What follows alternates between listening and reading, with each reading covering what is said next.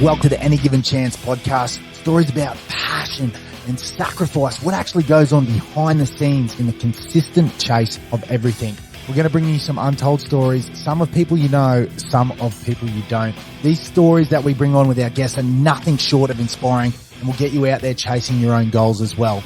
Join me, your host, 3am 365, Matty Menyon, as we dive into these incredible stories.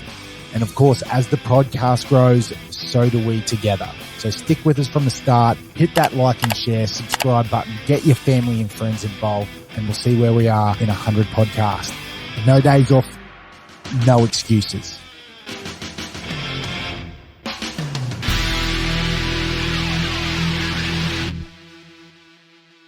Massive shout out to our sponsor, Squad Athletica. Guys, this training gears, you got the training singlets, the shirts, they've got absolutely everything. They've got the 12-inch shorts, the 16, everything that you need for the running. It doesn't stop there. They've got yoga mats, they've got drink bottles, they've got you covered at all bases.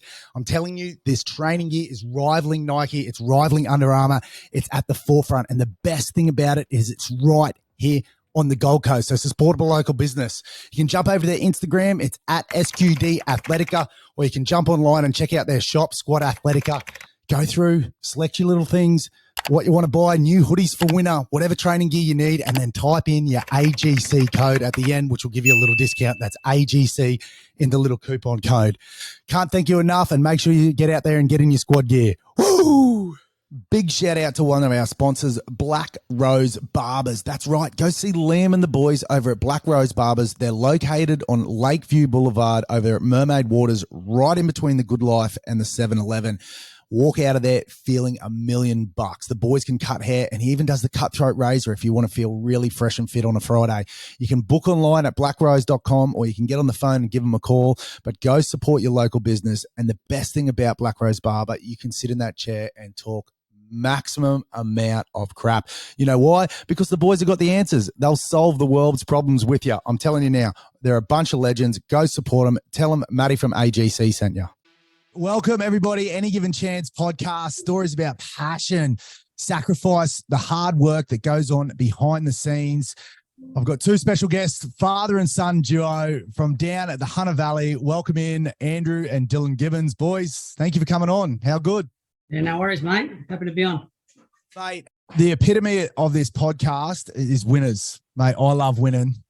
I love the hard work that goes into winning as well. What I've noticed against your career first, Andrew, is trustworthy. You know, every time I'm watching you ride, every time, everyone always has trust in your ability, or trust that you're going to go out there and put in, 100% effort on your ride. You see a lot of people getting around trying to pretty things up and all that. But, your career has absolutely stand. And I mean, you're not done yet by any means, but it's standard the test of time, and, someone you can trust within sport. And that's very hard to get, I believe. But if we can just jump back, and Dill, I'll get to you in a second. Mate, how did you end up getting into racing? Because I heard you were, a bit of a sports fiend growing up, boxing, soccer, doing anything to do with sport had your name written on it. Yeah, well, that's all I ever wanted to do was be a soccer player as a kid. I was absolutely obsessed with it. Played rep teams and done all right for myself, but probably got to around the age of sort of 13, and all the other kids in the team kept growing taller and bigger and stronger, and I stayed where I was. And although I still had the ability, I started getting left out of a few teams because of my size, which disheartened me a bit. And so I got off track with that sort of thing, and got off track with school even, and didn't even get interested in that. So I had no idea what I wanted to do, because I had a one-track mind about doing soccer. I did tinker a bit with boxing. I had one of my best mates growing up. His father was a professional boxer before he was born, and he trained amateurs, and he got me involved in that. And that was something I quite enjoyed. I had 21 fights and only lost 3 or 4, and won a couple of state titles, won an Australian title my last fight. And I actually got asked to get into a training camp for the 2000 Olympics, but that was around the same time I was getting to the stage where I didn't want to go back to school. And obviously my parents said, well, if you're not going to go back to school, you need to do something. And I just had that little bit of interest in racing just through watching it, and Dad taking us to the races. But so I said, I'll give it a go, and it doesn't work, I can always go back to school. So that sort of cancelled the boxing dream, because I didn't have time to do both. And Dad helped me get set up with a pony to teach myself to ride, and got me a job with Noel Mayfield Smith at Newcastle when he was there. And yeah, from there, the rest is history. Just kept on doing it, and I was successful enough to keep at it and didn't have to go back to school. So did you come from a racing family? Like, is your old boys and that, like, what's the backdrop there? Or was it just like something that they sort of, you nudged towards, like just being around the industry? Yeah, Dad a little bit had a little bit of involvement. Dad's from Glasgow, Scotland, and his whole family moved out here when he was, I think he was sort of modelling 15, 16, and he didn't like it with his family. So he went back on his own and got himself a job riding work in the stables back in Scotland. Yeah, right. And that's where his interest started. And then obviously when he's come out here, met my mother and had myself and my brother and sister, he still had that interest in racing. He worked a little bit with so many people around our way back in them days. He used to train from their home around the Maitland Way, and there used to be a few training tracks around here, and he'd tinker with them a little bit and help them out, and still rode a little bit of work then when I was a kid. And he just took us to the races a few times, obviously, because he's a little bit of interest, and that's sort of where I got the bug.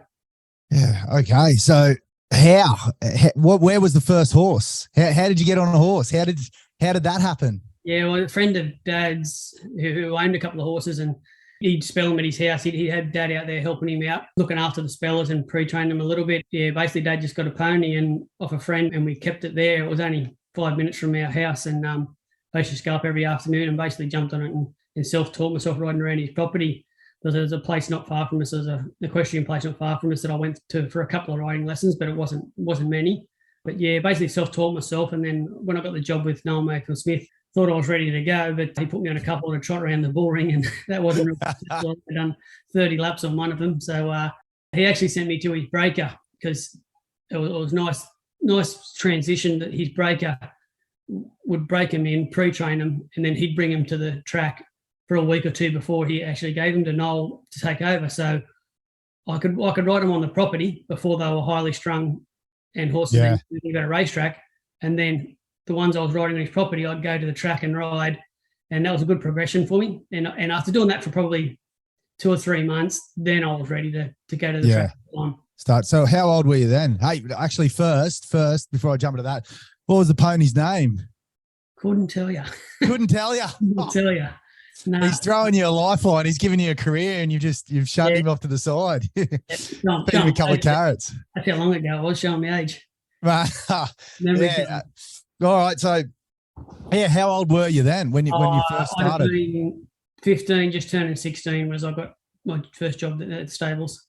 Yeah. So, and Dill, I'll bring you in here, mate. How old were you when you started actually getting on the back of them and riding them around track? I mean, obviously being around your dad, you would have been around the course your whole life. You know what I mean? Is that sort of your upbringing? Yeah, I was at the races flat out any chance I could get, but as much as I had a one-track mind, was always going to be a jockey. It took me forever to get on a horse. I probably wasn't until I was 15, 16, same as Dad, that I actually got on a horse and got things going to be a jockey. So don't know why it took me so long, but probably my fault. I wouldn't let him. Yeah, smart move. Yeah. I always say that about Sonny, about picking up a rugby league ball. So every time he goes to get it, I push it in the corner a little bit further. Save your shoulders, save your knees. I've got a young daughter now. I'm going to buy her a rocking horse soon, and I'm just going to keep putting her on it, pushing her off it, putting her on it, pushing off it, so she hates it. You understand? Do you understand yet? That's how it works. So yeah, you're banging it out there. You're doing your apprenticeship, Andy, and you disappeared into town for a bit. Did you head into the city and, from what I understand, like sort of chase that dream, but the city's not really you from everything that I've sort of seen and read? And how long did you actually do in town in there? Yeah, well, as I said, I started off with Noel Mayfield Smith at Newcastle, then Noel shifted his camp to Hawkesbury. I went there with him for a couple of months, and that was probably getting towards the end of my second season. And Noel was great to me. I just got to a stage, though, I just seemed to plateau out a little bit and just needed to take that next step to be able to ride in town. And fortunate enough, Darren Beedman helped me out and got me a gig with Brian Guy at Rose Hill. So I thought I'd go and give it a couple of months at Brian's to see how things went. And luckily for me, things went well with Brian. I'd done my last 2 years with him. He was fantastic for me. I ran second in the Sydney Apprentice Premiership my last 2 seasons. Yeah. Had a little bit of success there without sort of getting anywhere near what Dylan's had. Loved it, every bit of it. But when I come out of my time, just the lifestyle there wasn't for me. And I wasn't getting that many opportunities. So obviously back to home, Newcastle was an easy decision for me. Yeah. And you love it back home? Yeah. wouldn't want to be anywhere else. It's a great spot to live. It's easy enough for me to get to Sydney if I need to, but the 90% of the tracks that I ride at, I'm in a good spot too. I'm not sort of too far from anywhere. I can get up the Hunter, no worries, or mid-north coast easy enough. And what was your mindset there when you came back? Like, all right, I'm letting go of the city. That's not for me. I'm not doing. Did you come back and sort of question, am I going to continue being a jockey, or did you always know that no, this is what I'm going to do. This is my career. I just need to get to work and sort of figure out how I can make my career stand out in the provincials, out where I'm from. Yeah, no, never ever. The thought never crossed my mind of giving it away there. I knew it was just taking a different path. I said I could have stayed in town, and I reckon I still could have made a good living, but I just thought I could make a better living and a better lifestyle back here. It took quite a while for me to reach higher levels. It was a lot of hard work. I went a long time just poking along, only riding 35, 40 winners a season. I'd always get plenty of rides because I could ride light back then. Obviously, not so much now, but back then I was a natural lightweight, so I'd always get plenty of rides because you get those opportunities down the weights. So, yeah, I was always still making a good living, so it was just a matter of the chipping away and turning those lightweight rides that were just making up the numbers into riding chances. Yeah, correct. Taking any opportunity that you can get. Yeah, and then what? Then Dill come along, did he, or how is he down the track? Because you would have been, how old were you when you had him? 23, 23, yeah. 23. Yeah, when I moved back to Newcastle, and obviously pretty young, but I always felt I had an older head on my shoulders, and something I always wanted was kids. And obviously when Dylan come along, it made me work even harder really to support him. And because I find that, and I've always had this mentality because I had a young dad as well. I had, Mum had me when she was 18, Dad was 21. And it was the best because I was exactly like you, Dill. You were at the race course every weekend. I was either at the beach surfing or I was at Dad's footy games. Ball boy, sand boy. Like it's just entrenched in my blood. And I always say that's the best upbringing to have kids early or kids like late now. Like you got that 9 month, because that in-between stage when you're 27, 28, and I've seen a lot of my friends do it, they're always at work. You're sort of trying to earn your money, you're getting home loans, or you're breaking into that next sort of adulthood. You're trying to let go of going out and, coming back. And I think that, you really miss out on that when you're young and like you said, 21, 22, the kids just come everywhere with you. You make it work. Where that sort of middle stage period, I find that, there's always something on and, time is sort of the effort. And then when you get older and have kids that older, like, we're a bit more set up now.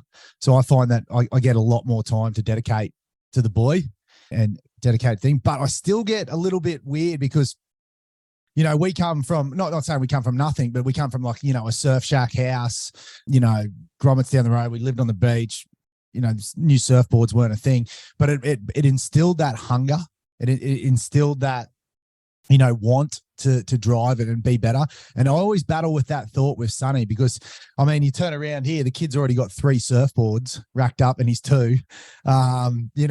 His name's Sonny. If he doesn't turn into a professional surfer, I don't know what he's going to do with his life. I'll start living my dreams through him. So, but what's your take on, raising one now and bringing up Dill as, a young father?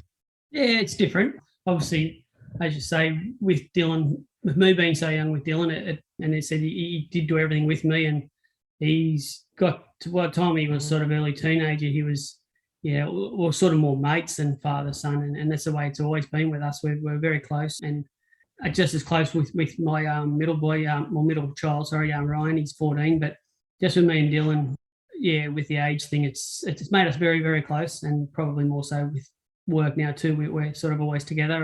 But with the younger daughter, it's a different perspective now. Because I've done what I needed to do, I took a little bit of a step back. I don't ride as many places. I want to spend some time with her, and there were still some things I missed out with Dylan that I want to make sure I don't miss out with her, and also with Ryan. So I do find it different, hard to sort of explain how, but I think her upbringing might be a little bit different. Now, you've got your middle one in there, Ryan. Is he on the same path? Does he love racing? He loves watching his dad, loves watching his brother, and he gets just as pumped as anyone when he sees such success, but has absolutely no interest in riding a horse. So I'm happy to keep it that way. He's like me as a child. He's just mad on his soccer. He's dead set. His soccer. Yeah, he's determined to make it as a soccer player. he plays at a pretty high level in Newcastle for Broadmeadow Magic, and he's doing quite well there. He's hoping to progress enough to be able to get to a Jets youth team, and hopefully things can snowball for him there. Yeah, how good. Well, it's definitely at that development stage. I always say, like, Dill, you said you didn't jump on a horse until you're 15, 16, and probably because your dad kept you off it. But I never see any benefits in going gangbuster, making rep sides and being on. The hard work comes, once you get to 18. You see a lot of players, a lot of kids just burnt out already, drop off, disappear. And, all the abundance of talent and skill that they had, they're going to be a superstar when they're a kid. It just fades out and disappears. And the ones that stick on, the ones that get to work when they sort of get to that 18, 19-year-old stage, don't take no for an answer, start turning over opportunities and, perseverance in everything they do. They're the ones that continue to grow and continue to make it. So I'll switch over to you, Dill. Growing up with a young dad, how good was it? Did you enjoy it? Yeah, it was unreal, especially when I was sort of old enough to get really involved in racing. It was the best thing in the world. School holidays would come around, and if Dad rode 14 days of the 14 days I had off school holidays, I was in the car with him, had my iPad, and that'd get me through the drives, and then I'd sit in the room all day. And yeah, that was just like heaven for me, being able to do that. So yeah, especially once I got to that bit older age where I was able to go to the races with him, that that was some of the best days ever. Any skipping school? Did he ever grab you and say, "Hey, we're heading down here today, boy, get in the car"? Or was he pretty strict on keeping you in school? I wish he did more. He didn't even want me to be a jockey full stop, so he wasn't giving me a day off. But I'd try and sneak a few to do that. What's you thinking there, Andy? Why didn't you want him to be a jockey? Oh, well, obviously when he was younger, I used to do it pretty tough. As I said, I'd just chip away most of the time, turning up, riding 20, 30 to 1 things. And yeah, it's a tough gig. I was most dangerous job in the world, might I add.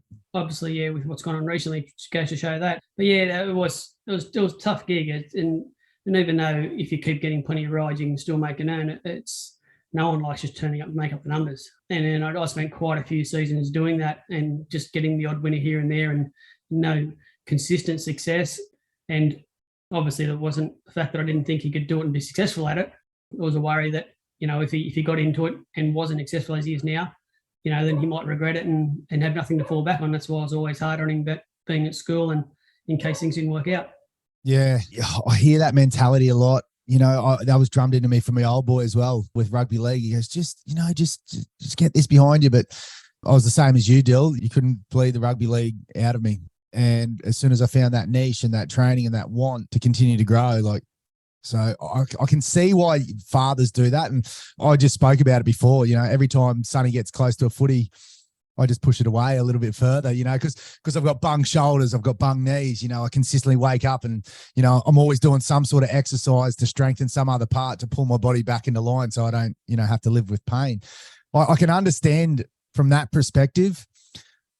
But I also always think, our sons are a byproduct of who we surround ourselves with. And, me watching my dad surf, me watching my dad play rugby league, I was never going to be anything but, or try and be a professional rugby league player or a professional surfer. So, Dill, was that sort of the mentality for you? Or was, was it like monkey see, monkeys do with dad? Like, because you were around it so much, did you just enjoy being there with him and enjoy the sport? Or was there like something else like hidden down? Was there any sort of, could you see the lights? Could you see the, where it's going to go? Like where I could go to, winning big races, being a superstar of the sport, people have different, I guess what I'm trying to say is people have different motivations to why they do things. Some people just love doing it, and other people love, they do it for the money or the prize, or bankers work that way. They do it for the money and the prize and all that. That Jonathan Thurston in rugby league is a great example. He just loved playing rugby league, where Cooper Cronk was the exact opposite. He loved being in the spotlight and limelight, and that's what motivated him. So I guess the question would be, what's your motivation, Dill? Is it love of the sport, or is it the glam and the lights at the end of the day?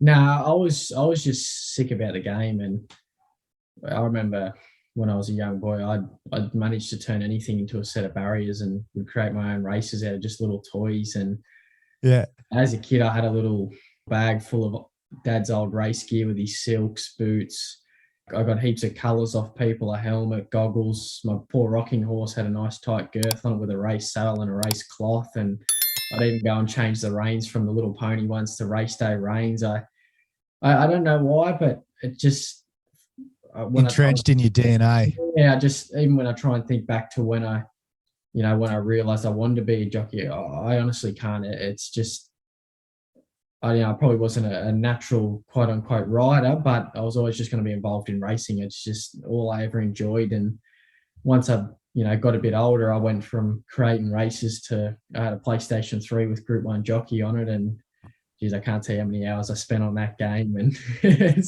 yeah, was that a PlayStation 3? Did you say? Yeah.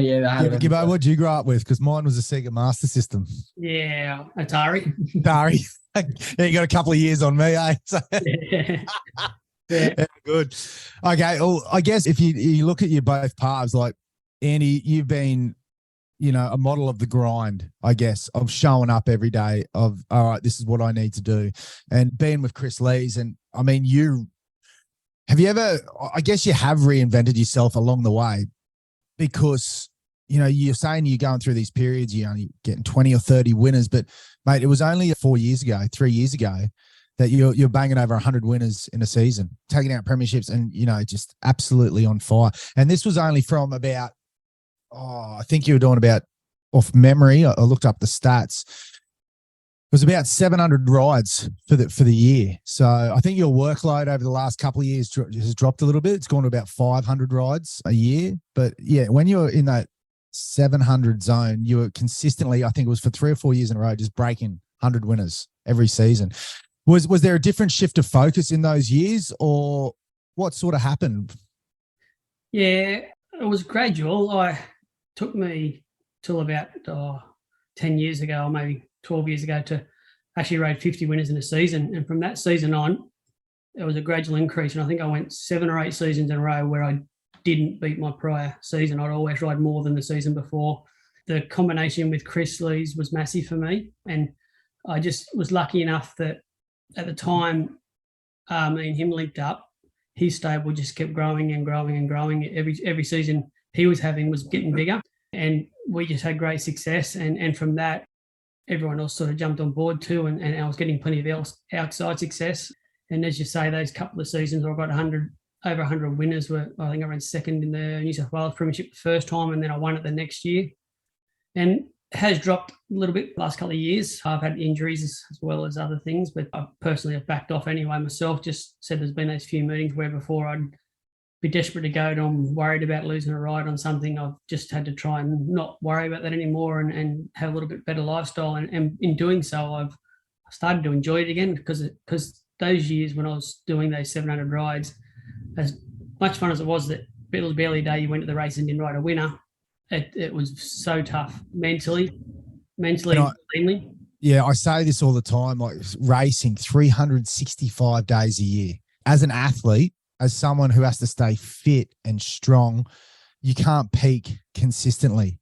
Yeah, I mean, you really have to, and I guess this is where you'd pass on your knowledge to Dill, is, mate, plan out your runs, plan out an 8-12 week assault, and then, taper it back. Make sure you take that breath of fresh air, make sure you hit reset, because if you do exactly what you just said, that workload, that 700, you lose that love, and it becomes work. It becomes waking up in the morning, and it becomes discipline, I guess, to get you to the job site, rather than, fuck yeah, I've got these rides, I've got this book, this one's a chance, these people are going out there, I've got old mate up my ass in the ratings, how am I going to do it?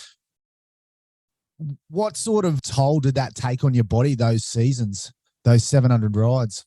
Physically, it wasn't too bad. It's a mental thing. It just got mentally draining. And I said, and you start having days where you just hate it, you just don't want to turn up.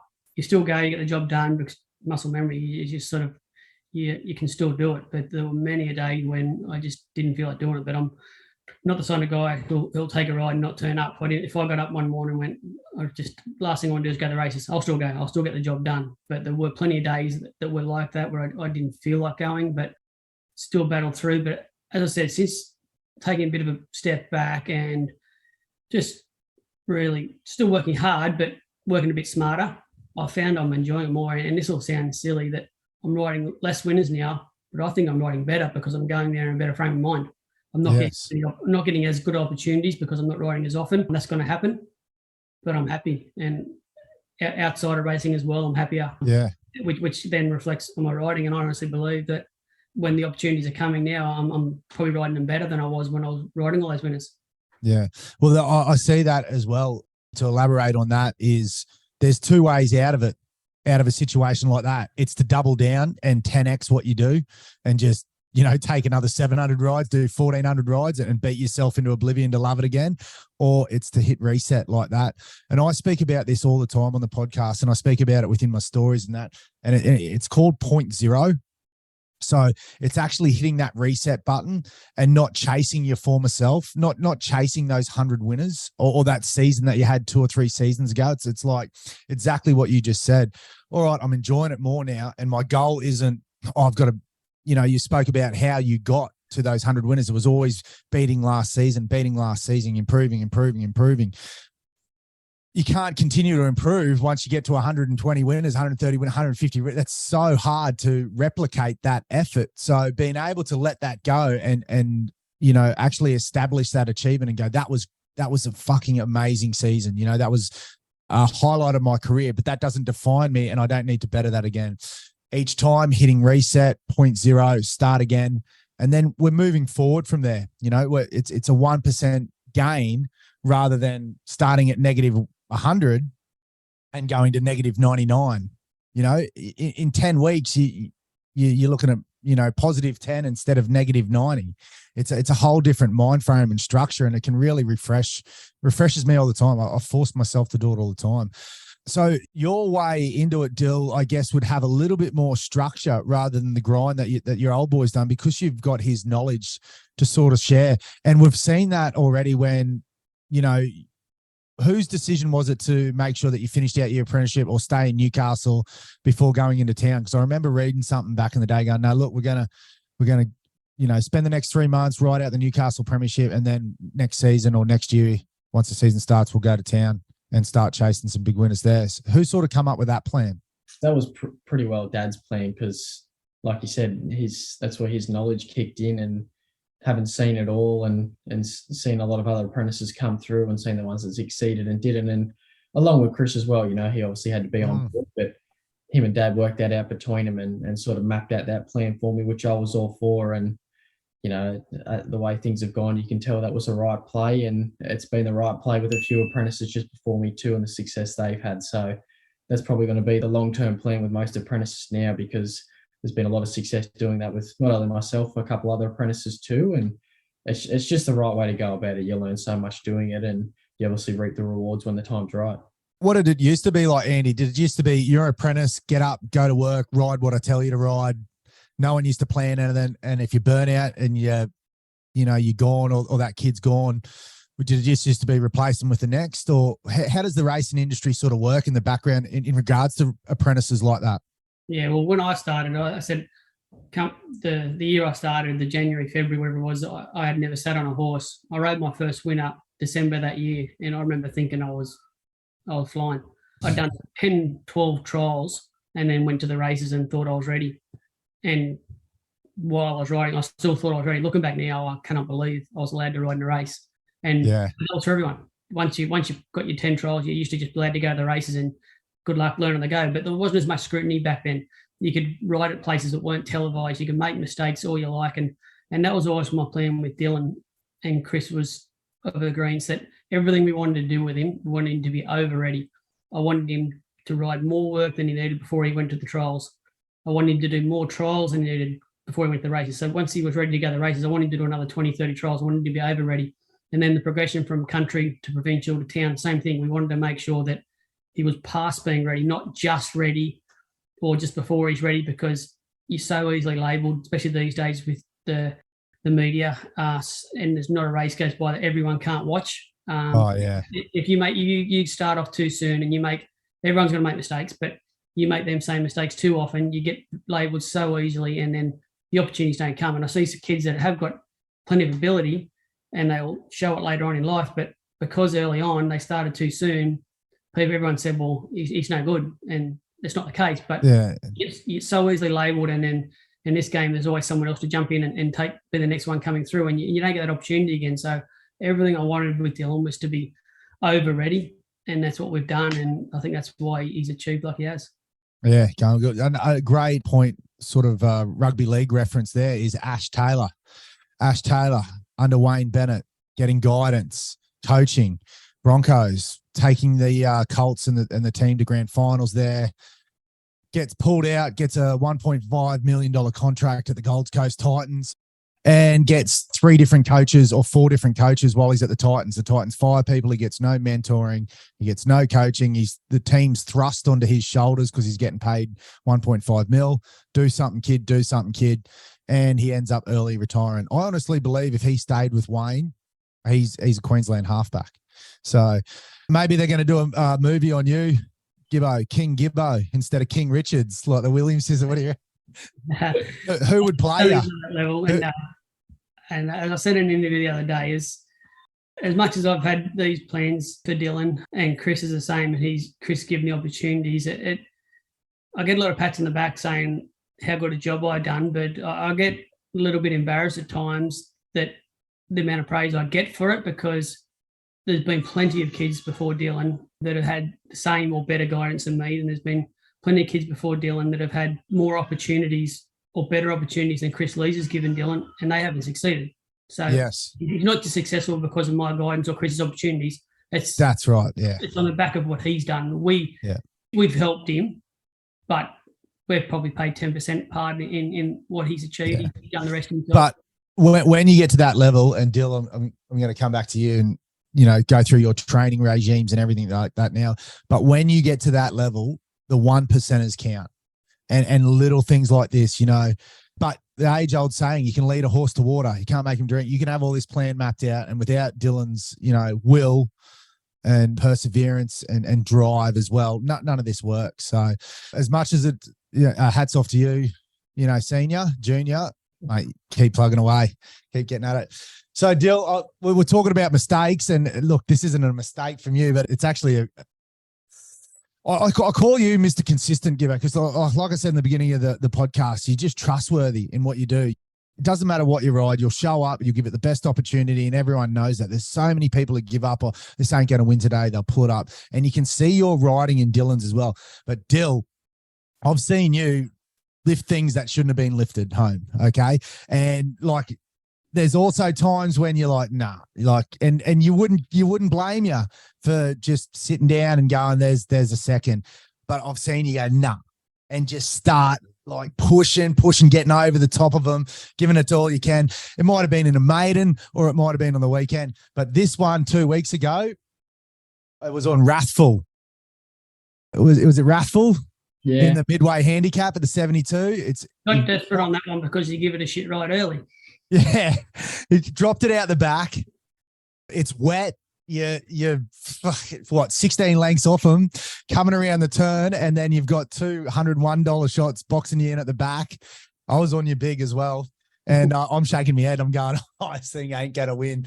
But I couldn't believe it. I couldn't believe how much you sat down and rode. And look, this is what I'm talking about, and this is why I'm so impressed. With your ability to not give up. And that's what this podcast is all about. I guess the question would be, what were you thinking coming around the turn, trying to nudge your way out with these, 3 or 4 sluggers going in front of you on a heavy, what was it, a heavy 9 or heavy 10 or something like that? Probably close to a heavy 10. My probably exact thoughts were, fuck's sake, this is going to be this. I'd never sort of normally do the things I did, but I always try and pride myself on riding my horses, how they're going. And even knowing the horse being the casual bugger he is, he was just sort of on and off the bridle. And every time I wanted to pop and go, he wasn't underneath me. So by the time I would kick him in the guts to get him to go, like you said, some slow horses kept taking my spots. And 2-3 times, I lost the spot I should have been in. But, I just don't feel the need to send horses out wide and make them cover ground when they're not going good. But I should have just backed him a bit more. And thankfully enough, once I did get him in clear air, he's his serious ability got me out of trouble there. Oh yeah, mate. I was sitting down on the bar stool, just like bringing it home. As I had all the boys, I was like, "Boys, watch this, check this. Dill's going to get this one home." And then coming around the turn, I was like, trying to put my hoodie on over my head and took it off. There he is. These guys. I told you. I fucking told you. But mate, I guess that's the exciting of racing and the ability as well. For you, what's your mentality? What's driving you between a maiden and a different ride? Because I see you ride everything out. How was that instilled, and who taught you that, or was that just something that comes from within?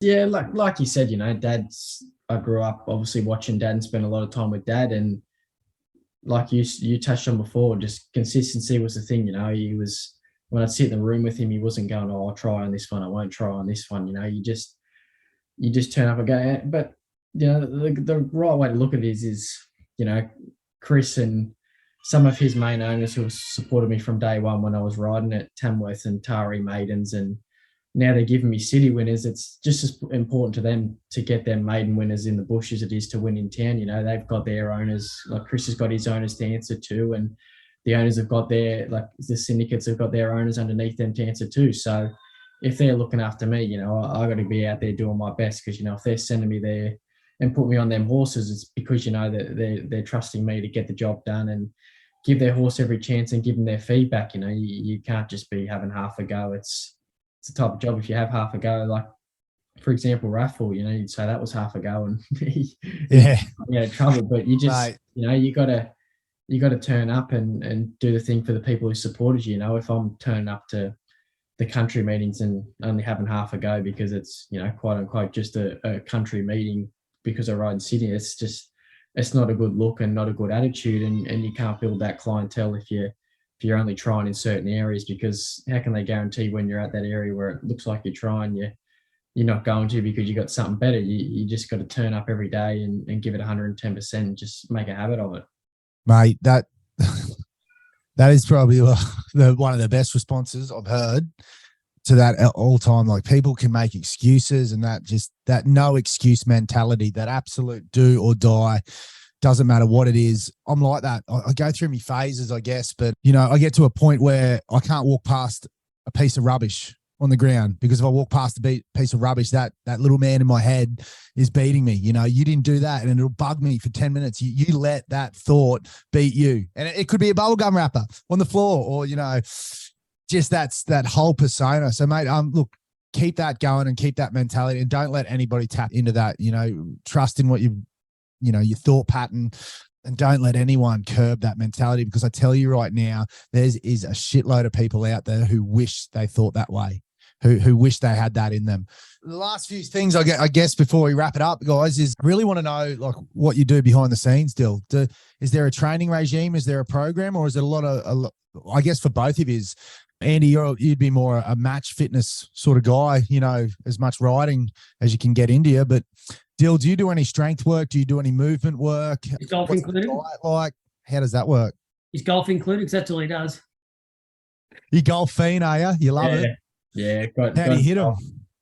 I hit him pretty good today. I'm getting better. So yeah, working on it slowly. But like you just said, match practice, you spend so much time at the races that when you do get a day off, probably the last thing you want to be doing is going and working out. But look, it's a fine line to thread, especially being a jockey. And if you're taller, I got to be careful if I'm trying to overeat and work other muscles I don't need, and just adding any excess weight. So I sort of, what I've done from day one is just, I just try and stay active, and you ride track work 6 days a week. So when I get time off, I just try and relax and reset as much as I can in between them sort of days. And I really, really got into cooking lately and love cooking. So I find it easy to sort of eat well. I don't know what to eat well. Sometimes you can't. Mate, don't watch my Instagram. have you seen it, Dill, or not? Andy, you've seen it, haven't you? I haven't. I just keep telling the missus we're inviting you over for Christmas one year. Just get going. Right, Ken Cook, steaks this big. Yeah, I'll have you. I'll have you sumo wrestling in no time. But how tall are you actually, Dill? I don't know what it converts to, but I think the last time I got measured for my medical, I was 170 centimeters. So what's that? It's about 5'9", 5'10". Yeah. Well, 6'0" is 180. So Yeah, I less was just a three. bit below that. I think probably 5'9", 5'10". 5'9", 5". So you're still up there. You're still pretty tall. And Andy, what are you? You're a couple of inches under, are you? Yeah, I'm 4'10". 4'10", yeah. You take up a lead role as Frodo Baggins, you reckon? That's it. We've actually got him on a booster seat beside me, and I've still got. I'm sitting on the baby seat here. Yeah. So yeah, I guess so. You like you said, easy riding light for you, Andy. Dill, what's Not so much these what do you sort of sit around weight wise? I sort of walk around 53, maybe a touch heavier than 53 if I've got no reason. Okay. Light, like at the minute, yeah, I'm being suspended, so I've had a fair few pub feeds and yeah, splurging a bit, getting pizza delivered while the footy's on, and yeah. Look, I'm pretty lucky. I've got a pretty good metabolism, and I sort of spent a long time keeping an eye on my weight and what I can eat and what I cannot eat. And, you know, some people who see what I go and have for dinner are surprised I'm so light, but I sort of know my limits, know when I can and can't afford them big meals, and got a very good routine of knowing when and when not to eat. And for that, I stay pretty light, and you'd be shocked some of the dinners I have and I'm still pretty light the next day. So, yeah. Well, that's good, mate. And like you said, the choosing the right foods and light foods and that as well, and understanding that calories in, calories out sort of equation is huge in your industry. I always talk about it, though. I get worried, especially, you know, Lukey Dittman up here. He's nearly the same height as me. He's nearly 6 foot. And for him to ride at 58, you know, it's a big rinse for him. So I always worry about, you know, the insides. I always worry about what pressure it's putting on your organs and how to sustain that. But it sounds like you've got that switched on. But we all usually do when we've got a metabolism of a young fella, 21, 22. I guess the test and times will be in your career will be, you know, the coming years once you sort of get to that 30 age bracket. But if you've done the right things by then, you know, you'll usually be into it. Mate, highlight of your career, I've got to touch on this. Group 1 Sydney Cup. How did that feel?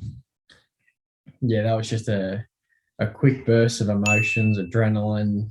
It was quite crazy, especially sort of the lead up into it. You know, like I thought it was pretty cool. I think it was 4 weeks before that, getting my first Group 1 rides, and then the next week, you know, Montefilia came, and then I had Ruthless Dame, who was second favourite in the market, and then fortunately enough after that, getting the group, it was just everything happened so fast. And, you know, I thought it would have been flat out getting a Group 1 ride, and then, you know, might have been able to pick up a $150 shot in them races with the really light weights and have to bust myself for it. But things ended up falling my way, and got some great opportunities in them races, and didn't even have to go too light. And some of them were weight for age races. So, yeah, it was a bit of a shock to the system, and sadly it all moved on too quick, but that just makes me a bit hungry for the next one.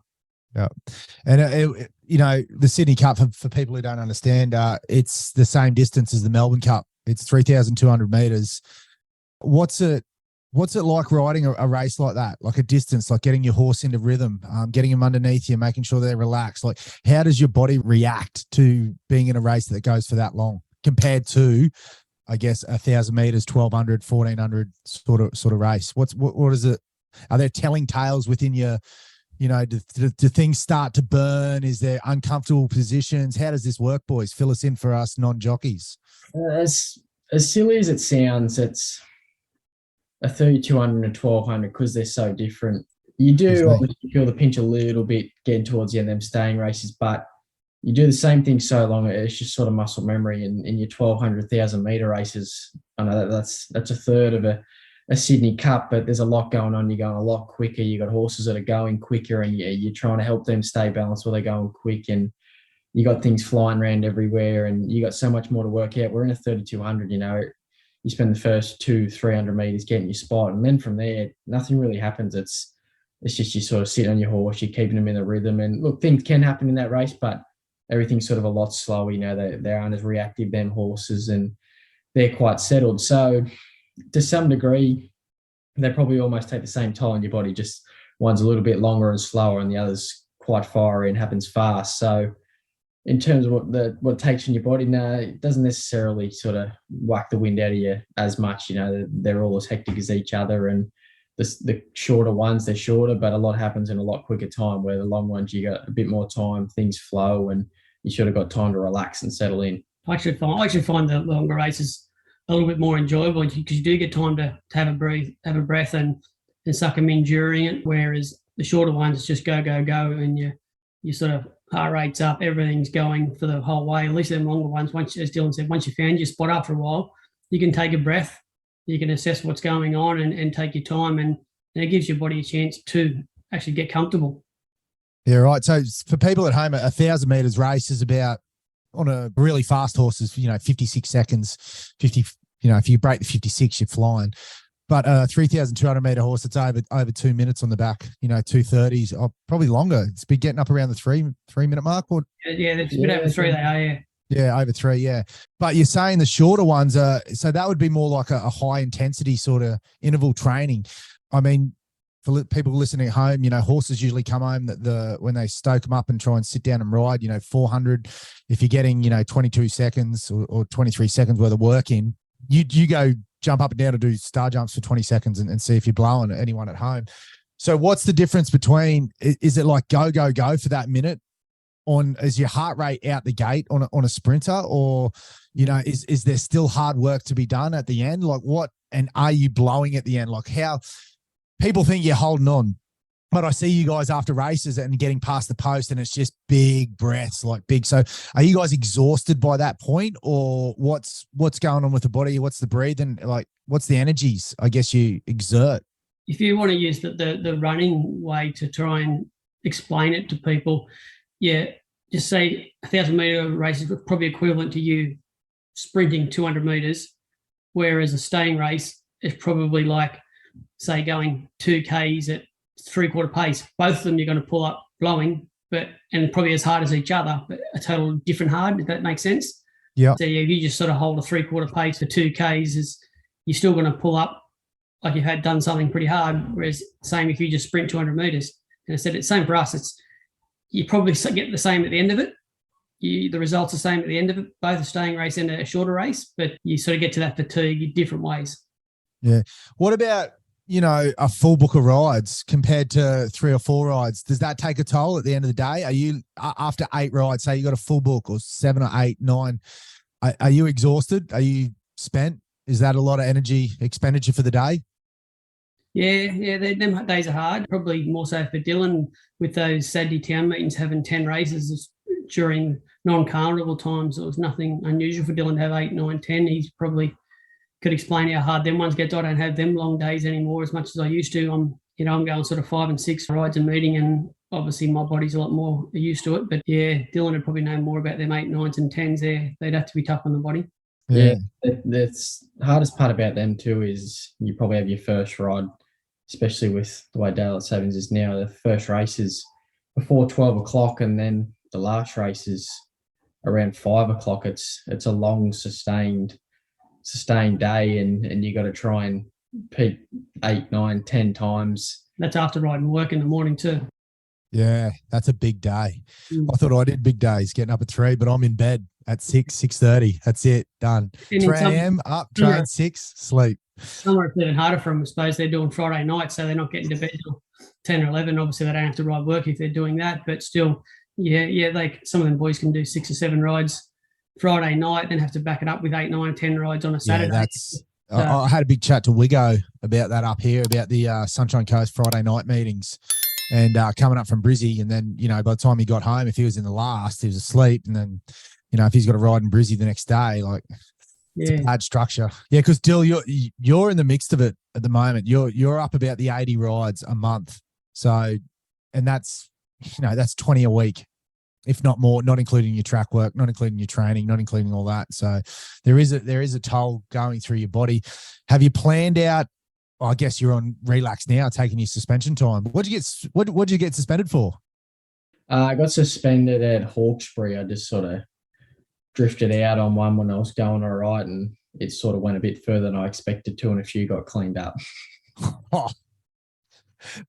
Well, good bloke. No. Don't worry about that. He thought you would have been on it, so he had to make sure he got every chance. Yeah. It was my horse, by the way. No. How funny was that? One of the boys did the meme the Homer Simpson changing lanes Yeah. when Huey was on. Oh, who was he on? But he took out everyone. They stuck his head on. I might do that. Put Dill's head on. Bit of a lane change. There he goes. His wasn't that severe. Yeah, it wasn't as big as that. That was huge. That was insane. That was great. I'm so lucky no one got hurt off that, actually. Yeah. So, guys, finally, before we wrap it up, what's the plan? What's the plans for the future? Senior, I'll start with you. Give it to me. 3 kids, 9-month-year-old. Dill's going gangbusters. You're trying to keep his head on and go structure. You're riding 50 rides a week still, enjoying riding again.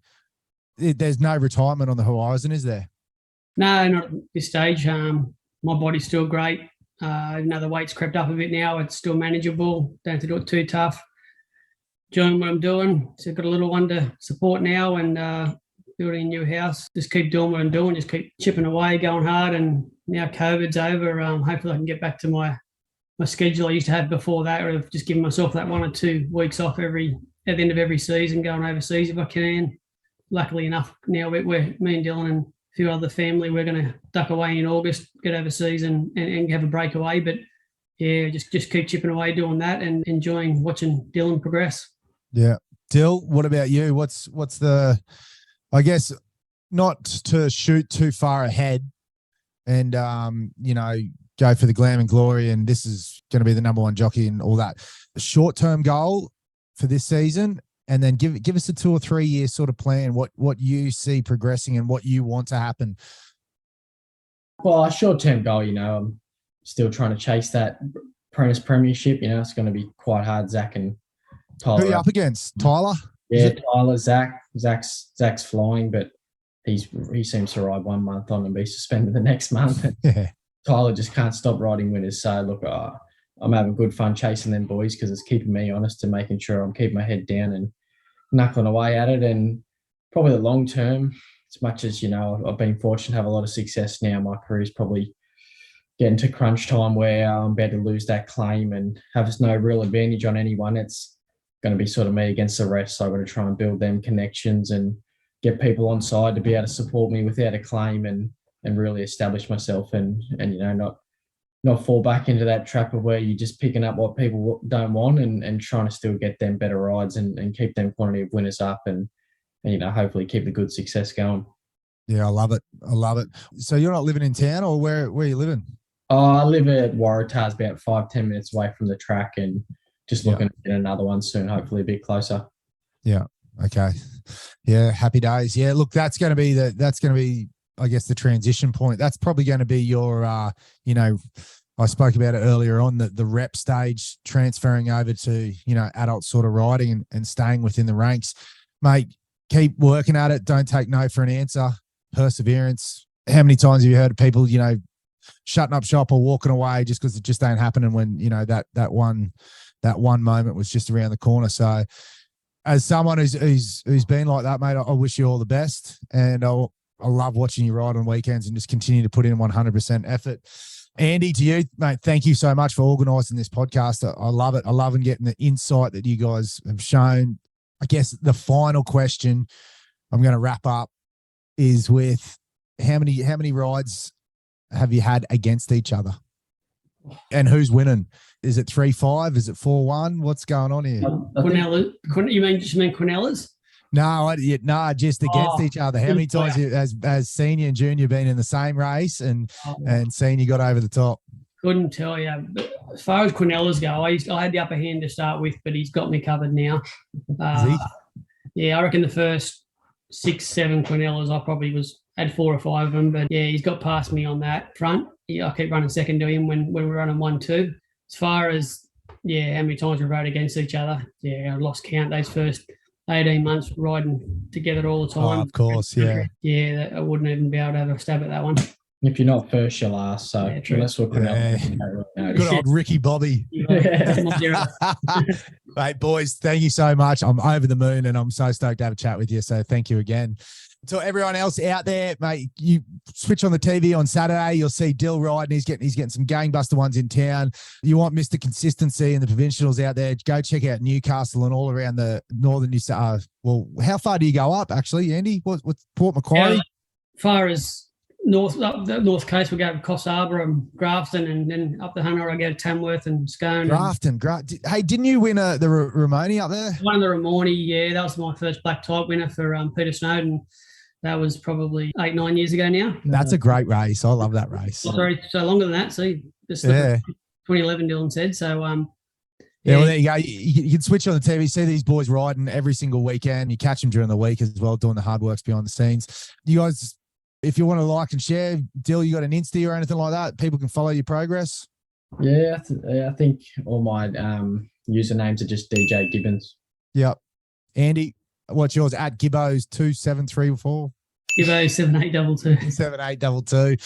Check out the boys' rides, and I'm always posting as well. I'm always sharing. I love to celebrate, not love a win, mate. That's how it goes. Thank you so much, ladies and gentlemen. Any given chance, if you can jump on there, give us a like, share, subscribe, get your family and friends involved. And if you know of someone with a good story, with someone working hard behind the scenes, get them in contact with me, and we'll sit them down and have a chat. So there it is. We'll wrap it up. Thanks heaps. Woo!